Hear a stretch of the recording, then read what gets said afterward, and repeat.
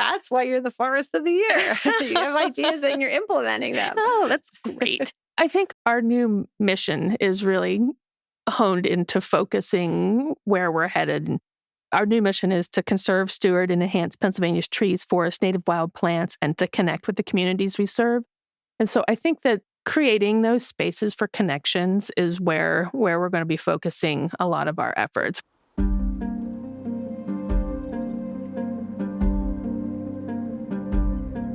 Imagine a place where stress fades, fresh air fills your lungs, and adventure awaits around every corner.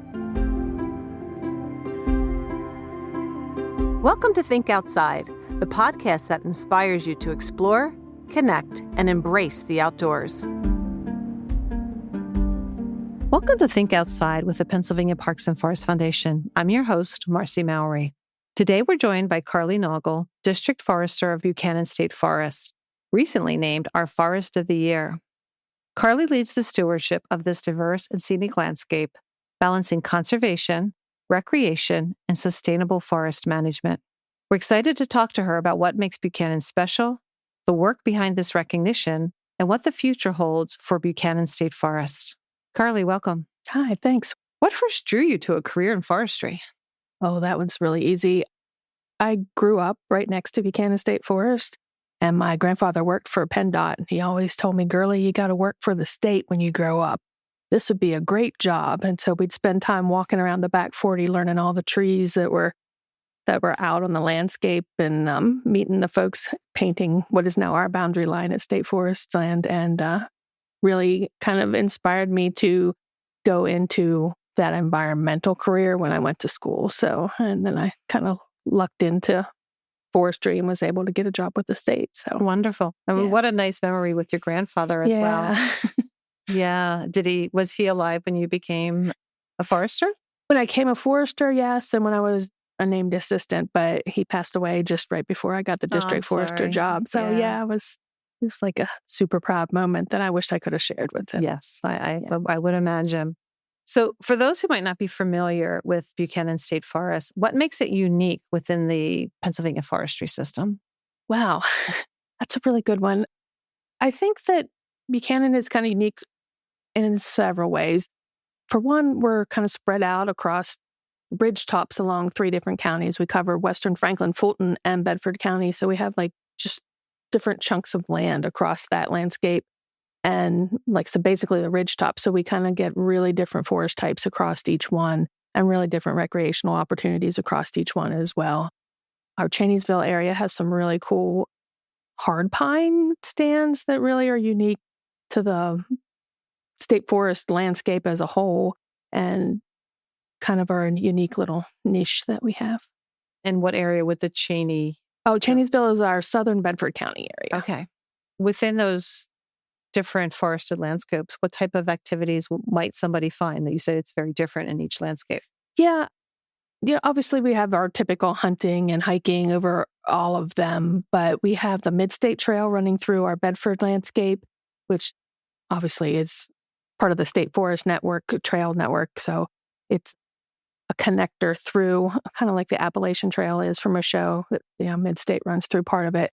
And then around our Allens Valley area, which is around Cowan's Gap State Park, is where most folks know about that. We have both the Tuscarora and Standing Stone trails that run through there. So those are really kind of different. And then our Sidling Hill area which is right outside of Breezewood, has some really good horseback riding trails, not specifically horseback, but that's what a lot of people use them for. We've got some partners there that have the Top Trail, which is the old abandoned turnpike.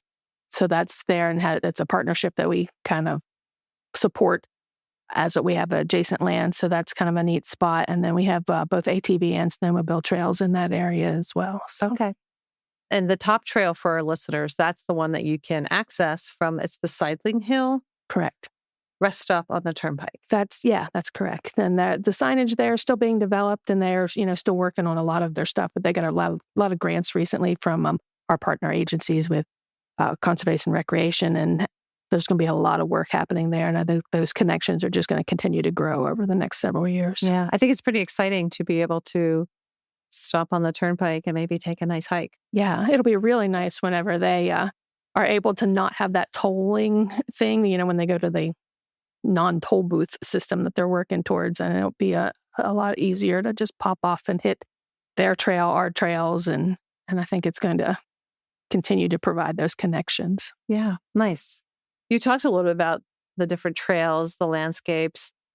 Is there any particular feature that you think every visitor should experience?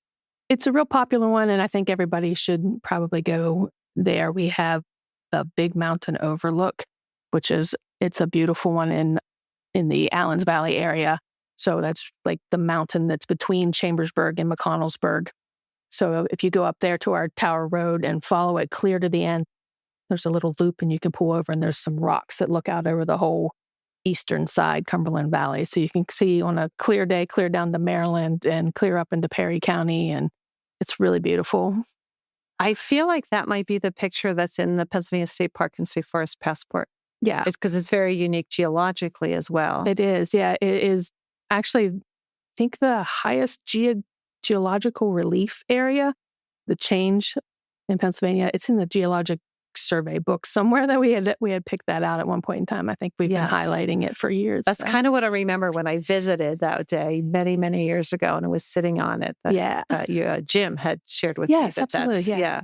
That's a really great spot for me. It was one of those ones that when I was growing up because I lived in Chambersburg when I was growing up, and it was one of those places I would always go up because there's great blueberry fields around there. So I would go up and we'd, look over the rocks and out to the valley and pick blueberries and sit there and eat. That sounds pretty good to me. Yeah.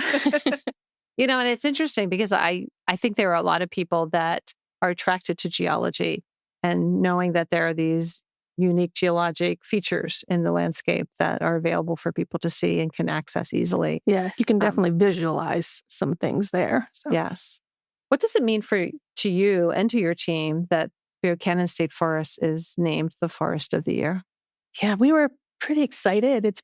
It's been a bit of a shock to us. We're not one of the most highly recognized state forests. I say we're a hidden gem because we don't get the visitation that some of our neighbors do, like Rothrock, Michaud.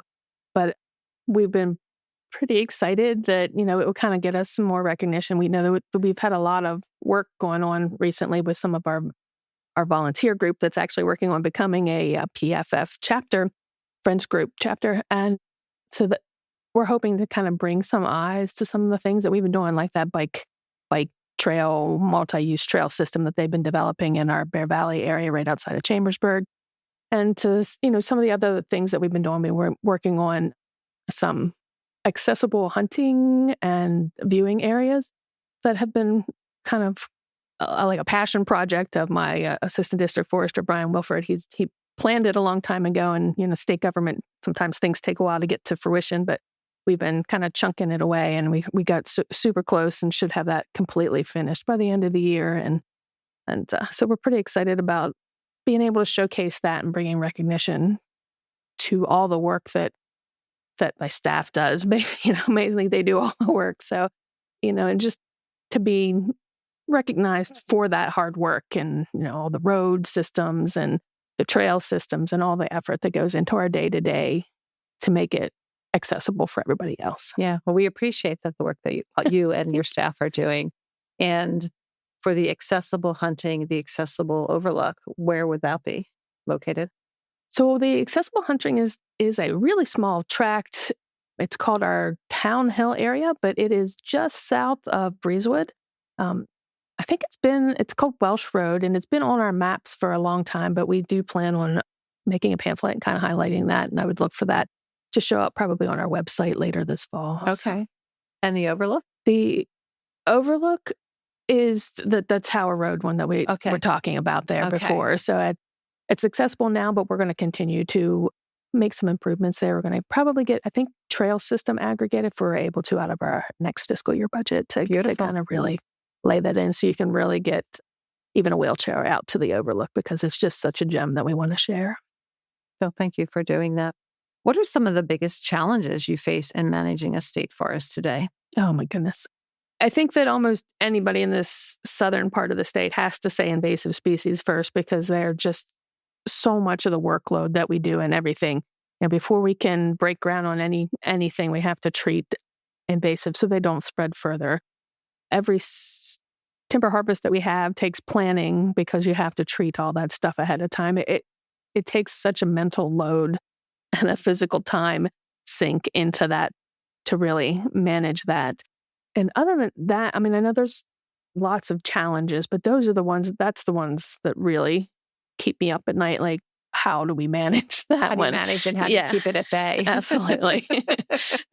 And we were just talking, before we started that we're in wildfire season as we're recording it, and your staff was out looking for a lightning strike today. Yeah. So we always encourage listeners to be very cognizant of the rules banning campfires in state forests March 1st through May 25th.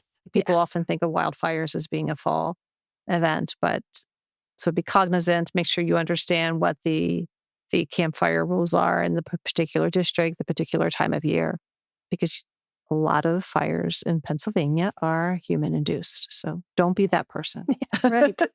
Be a good Smokey Bear friend.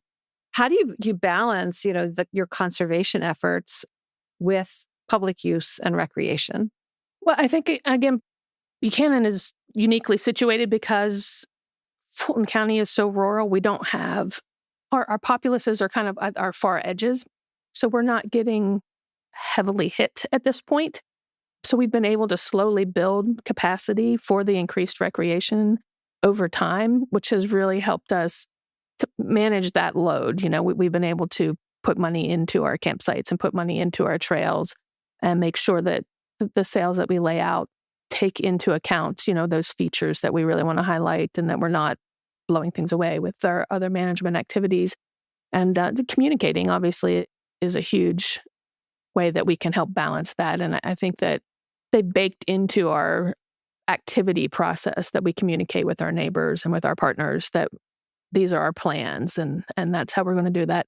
And then also this year, we're going to start hosting an open house in October, which is really kind of exciting. It's the first time we've done something like that in a while since we had our public meetings for our State Forest Resource Management Plan. And just to try and kind of kick that off a little bit more to help that communication and let folks know what we're doing, why we're doing it. And I think that like a lot of people, once you tell them why, the whys behind things really matter. Yes. And communication is so important. Absolutely. Will people be able to watch your website to find out when that? Yes, it's going to be October 16th. So okay. I do know that the date is October 16th. It's going to be in conjunction with the Fulton Fall Folk Festival that they have in the county. And it brings a whole bunch of people to Fulton County, which is, like I said, doesn't get a lot of traffic. And so we just decided to try and host it at that time to get them. That's wonderful. I applaud you for being proactive in having conversations, because so often we wait until something happens and we try to explain ourselves as opposed to having the conversation so people not only understand, but can be a champion for you as well. That is the hope. And just to start that conversation more and have people be able to access us more. We're there. We just don't always get the visitors. You had mentioned that you're starting a Friends of Bear Valley. You had a friends group that worked predominantly on equestrian trails in the Slidling Hill. So how do local communities and volunteers play? What role do they play in your work and the success of the work that you do? Obviously, volunteers magnify the work that we do greatly. We are still building a volunteer system. Our Bear Valley group has been growing by leaps and bounds, and it's lovely to have that energy and just extra ideas. We kind of get tunnel vision on some of the things that we do, and to have folks bring in fresh new ideas, fresh new hands to do some of the work. They've done some amazing work with trail work, moving rocks and things that have created access where we didn't have access before. And if we had to do it ourselves, would never have happened. You can walk up Little Mountain, which is, super steep now, because they were able to build a rock work serpentine switchback trail system up there. And Standing Stone Trail has a volunteer group, obviously, that works on them, and they have done some of that switchback work as well. So Buchanan has a lot of trails that originally were fire breaks, and so they're straight up and down the mountain, and it's not super user friendly. And so we use volunteer work a lot to create those connections and loops and kind of fix and rehab that into something that's actually more usable. So how many miles of trails do you have in the Buchanan? It's like 206 right now, plus or minus as we, rehab and add. I know that Chad with our Bear Valley group is actually proposed a few more. So we kind of grow and shrink as needed. So some of those will probably come and go, but we average over 200. Okay. And that includes your motorized, your non-motorized, your equestrian. Correct. Your we have foot traffic only, your mountain biking. Yeah, that is the whole shebang. Okay. Yeah. And, I was talking earlier with somebody about scenic driving is very popular as a recreation form in Pennsylvania. So how many miles of scenic driving trails do you have? That's a really good question. I don't know the mileage right off the top of my head, but I know that we have some really good ones. Our Blankley Road is a wonderful area for scenic driving, and there's several vistas along there that you can stop. That is in our Cheneysville area outside of Bedford. Martin Hill is where that one is. Our Broad Mountain area is our Bear Valley. It kind of runs the whole length of the ridge there, and it is like beautiful in the fall. Again, there's some wonderful overlooks out from there. I think those are our key ones we have because our pieces are so broken up. Kind of the main roads that run to the ridgetop. Summit Road is also decent. There's not as many vistas along there as there are along some of the other ones, but it's still, if you hit our helipad landing area, it looks out over all of Fulton County, and it's really, really pretty as well. So that sounds lovely. Yeah. And are people able to do any stargazing? Oh my goodness. Yeah. And actually we're going to be working on hopefully developing a site. Our Cheneysville area, the Martin Hill area it's not like Cherry Springs dark sky, but for the southern part of Pennsylvania, and I don't remember what they're called whenever it's like really dark blue up in Cherry Springs, and we're just a little bit lighter. So it's one of the best viewing areas in all of the southern part of Pennsylvania and even down into Virginia, West Virginia. So we're hoping to develop an actual site where people can bring in some telescopes and things to just make sure that the area is clear. One of my rangers has a real passion for astronomy, and so he's been working with a local group to kind of get some guidance on what we should do. And so hopefully that'll be coming here in the near future as well. Yeah, and that's exciting because you could get to that. I mean, weather's clear, you could jump in your car if you live locally and be there, in a short period of time. And we don't think it'll pull anything away from Cherry Springs because that is such a wonderful place. I've been up there several times to see it, and it's just beautiful and dark. And we don't really have that. So if we can just find that little niche of our own down here, I think it would really help make that viewing experience more accessible. Yeah, and it almost complements Cherry Springs. Yeah, I agree. Because it allows people to hone their skills. It allows them to get excited about it and maybe realize they want to put the time into driving up to Cherry Springs. Yeah, absolutely. Yeah. What are your priorities or goals for Buchanan State Forest in the coming years?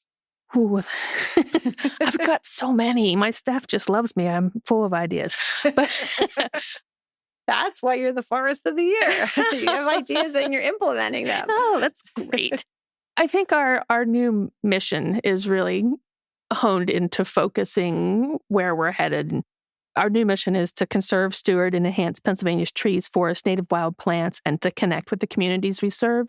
And so I think that creating those spaces for connections is where we're going to be focusing a lot of our efforts, but be it creating accessibility sites or creating accessible people, making sure that, they can reach out to our rangers, to our recreation foresters, creating accessible communication pathways. I don't know. We just recently got a Facebook page, so we're trying to build community there as well. And so I think access and community is a real goal. And of all types, our hunting community, our recreation communities, our mushroom hunters. There's so many mushroom hunters out right now. It's amazing to see the different people that we serve in our roles for Pennsylvania. So those are some of my big goals, is creating those connections as we move forward. Well, we'll be sure to link not just your website, but your Facebook page. Okay, that's awesome. In the show notes. When you were saying about all the different communities, you also have some areas that are very good for wildflowers. Yeah. Correct? Yes, we do. Yeah, and we've put some native wildflowers in a planting around our office, we've been trying to develop a brochure around those for a while now. We've been working with a local scouts organization to try and make it a project for one of them, but we haven't quite brought that over the finish line yet. But our office brings people in every year to see those native plants around there. And we also have them spread kind of strategically across the state forest. Our Silent Hill picnic area has a wildfire. I don't know, it's not really a trail, it's just kind of a path through the picnic area that's been planted. And we just try and put natives in everywhere we can. Wonderful. Wonderful. And you mentioned your resource center. There is an option there for people to come visit and learn a little bit more about forestry, history. Can you talk about what people might see if they stop to the resource center and the visitor center part of that? Yeah, sure. And as always, we continue to grow this, but we have a resource management center has a lobby in the front that has some educational materials in it. It tells a story about food chains. So it's really kind of cool. You can kind of walk through and, there's some hands-on things that they can flip open and look and see what bugs do. And we've got a number of mounts that kind of show the species that are in our area and that really create that food chain. And then we're working, again, with the scout group, hopefully to develop a trail that works around and identifies all the flower species and tree species and kind of builds on that. It also does have a TSA trail around the office. So even if you have some mobility challenges, you're still able to kind of get out and see that. So that's kind of cool too. Excellent. We applaud you on your accessibility. We feel that is so important. Yeah. I wanted to circle back. You had mentioned earlier about your campsites. Yeah. So how many campsites do you have in your forest? And roughly? Yeah, I'm not going to. And you have both roadside camping, as well as do you have camping available for your long distance trails? So our long distance trails have through hiking campsites. They just hike on their way through, and that doesn't require a permit. But we have permitted sites that are both right along the road and some that you hike into as well. So we have a mix of them. There is a total of, I think it's 62. We have a few that we're having issues with that we're going to probably close, and then a few more that we're going to open. So it's kind of an evolving number, but I think there are 62 currently for reservation on the Reserve America website, and they're scattered across all of our divisions. So each of them have about 20-ish at each of the divisions. So it's kind of good to have them spread across the landscape. We really feel like that kind of is our niche, that dispersed recreation. And the thing to remember about forestry campsites is they're primitive campsites. We have some picnic tables and fire rings, but there is no comfort facilities or water or those type of things. So you have to be kind of self-sufficient. So we really get a hearty brand of folks that come in and do camping on state forest land. So come prepared. It's the type of camping I grew up with, and I'm passionate about some of the spots that we have that are really super nice. So. And quiet. I mean, it's a real nature immersion. Yeah, it's so quiet. Yeah. It's sometimes hard to find those quiet spaces. What would you want someone to know if they've never been to the Buchanan State Forest before? What would help them to plan their trip and have a positive experience? Yeah, we obviously like to have new visitors, and it kind of really depends on where you're entering the state forest. I think that one of the both advantages and disadvantages to Buchanan is that we are so spread out. It takes like an hour and a half, 45 minutes to get from one side to the other. So it's kind of nice to visit us multiple times so that you can kind of really explore each chunk that we have, each track that we have. When you start here at the Bear Valley side on the Chambersburg end of things, we're super accessible. It's about the same distance from Chambersburg to go to Bear Valley as it is to go to Michaud, and like so many people go to Michaud, and it's like, come visit Bear Valley because it's beautiful, it's quiet. Obviously, if we tell people to come, it might not be as quiet. Exactly. But we're building infrastructure there that we want people to come see. That's where that Bear Valley Fence Group is developing, and they've put so much work and effort in there to creating loops and trails. Yeah, I mean, we're really close for Chambersburg folks to come to. So I would love to see more folks use that area. And it's kind of just a small chunk nestled right outside of Letterkenny. So it's got its own I don't know, special features. It's always colder there in the summer, so it's a wonderful place, the Bear Valley picnic area. Actually, circling back to that special moments, like my family grew up on the Gilbert Road, which leads back to Bear Valley picnic area. And it was where I spent like half my summer because there's also a creek that ran through it. And so we would just go up over the mountain and spend half the day playing in the creek and eating at the picnic area because that's what, families like to do is eat. Yes. So, and having it be cooler. And I'm already thinking like, it was 80 some degrees today. It's nice to know where those cool spots are. Because if this is April, what's it going to be like in August? I know. Yeah. So that's coming in from the east. That's where you would hit first. And then, of course, our area surrounding Cowan's Gap is our Allens Valley tract. And it's got Tuscarora running the one side and Standing Stone running the other. And there's just so many good loops there. And then you can get right down into McConnellsburg, and there's a good number of smaller eateries that have started to come up down there that are really easily accessible off of Route 30. And then, of course, you get Cowan's Gap, which has a lovely lake. So you can go hike and get all sweaty and then go take a nice dip in their lake. So it's a unique little area. And there actually is a good equestrian trail there, too, that connects the park to our Nobbsville tract, which is just over the back side of the park and leads right into our resource management center. So we worked with the park together to kind of bring that to fruition. I don't know, probably a decade ago, we were able to get that on the ground. And that's just a lovely spot that not a lot of people know about.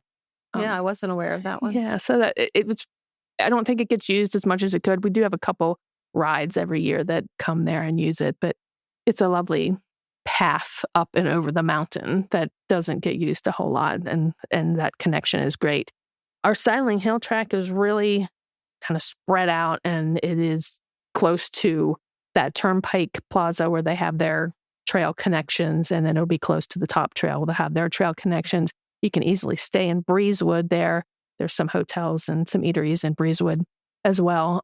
But it's the one place we don't have like a big through trail system, but we have a lot of our own local trails, which are really kind of nice when you want that quiet.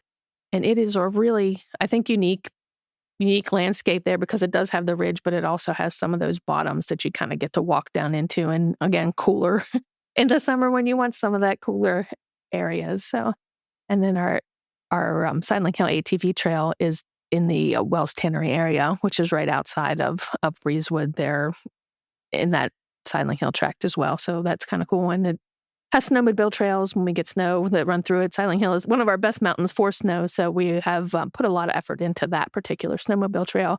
But each of the divisions has one, but that one is one that I don't know why Sidling Hill has its own weather, but it does seem to hold snow better than some of the others. And if you're coming in from Bedford County to our Cheneysville area, our Martin Hill is some really interesting things. It's got a saltpeter cave in it. It's got our Sweet Root Natural area in it. It's obviously got the Mid-State Trail that runs through it. There are connections. There's not as many facilities nearby because we're kind of down in that southern corner of Bedford County, but it has definitely got a lot of wild character. Martin Hill Wild area is actually part of it too. Okay. So yeah, there's definitely a lot of quiet if you're looking for solitude there. We have that 2 picnic areas down that way. One's off of the Route 326, which is our Sweet Root picnic area, and then our Blankley picnicking area is tucked up in the Martin Hill, kind of back in near one of our old CCC camps, which we didn't even mention. We have 3 CCC camps. That was my next question. Yes, throughout the state forest, each one of our divisions had one. So we have one at the Bear Valley picnic area, is actually developed by the CCC and has a cabin there that we recently did some restoration work on to kind of preserve it. We think it was the officers' cabin. So that got a lot of work, and it's very nice. And you can tell like a lot of the trails were CCC area and have been maintained since then. And we still have a lot of the pavilions and things. And then Sidling Hill has the Oregon camp right off of Oregon Road and has those connections right up to the Top Trail. And there's really great history hike. We have a pamphlet it's at the site, obviously, but it's also on our website. If you want to download it ahead of time and kind of do your research, you can really do a nice little history hike there that kind of gives the whole connection of how the CCC camp became a POW camp and and then connections to the old turnpike and some railroad logging connections as well. So it's really one of our history highlights. And then the other CCC camp is down in that Bedford area, and it was one of the only. There was actually it's kind of a 2-camp system, but it was one of the African American camps as well. So that was really kind of cool. We're still trying to dig into more, but Jody Skipper from Rothrock actually sent me a picture not that long ago that one of the local history societies have found that actually kind of provided one of our only pictures of that site. So it's pretty awesome. So developing that history is that's good, and it's very important. And I think it was at that camp that I think there was a CCC era chimney and picnic area. So you guys helped. Yes, absolutely. Yes, because we think that history is so important. And I hadn't realized that one of the CCC camps in Buchanan was also then a POW camp. Yeah. You always think of the Camp Michaud, but I didn't know about this one. Yeah, the Silent Hill one we have some really cool pictures that were taken after that, with some German writing and some things like that kind of developed that history of that area out a little bit further. It was just one of those strange things that you never think about. And it makes me think of what other locations where they were in Pennsylvania. Yeah, yes. Yeah. And I'm glad you brought up the history aspect, because I think it's really important to not just celebrate the history, but, the people have a strong interest in history. Absolutely. And pointing them to those options, because we oftentimes think of our parks and forests as being just natural resources, and we forget that they're also repositories for cultural resources too. Right. Yeah, for sure. And I think that is like one of our most requested hikes. We've done it on a first day hike before. We've done it for a number of groups over the years. And you never know what you're going to uncover as you walk through that. And the people questions about history always spark great conversations. So I love it. I'm going to have to watch your website and see when you're having another one. I want to come join. If you could only recommend one hidden gem spot in Buchanan, and you may have already mentioned it because you did mention a couple of things that were your favorites, what would that be? What would that hidden gem be? So just outside of Bear Valley Picnic area, there is a little teeny waterfall that we have a nice trail to, and they just actually fixed up the parking.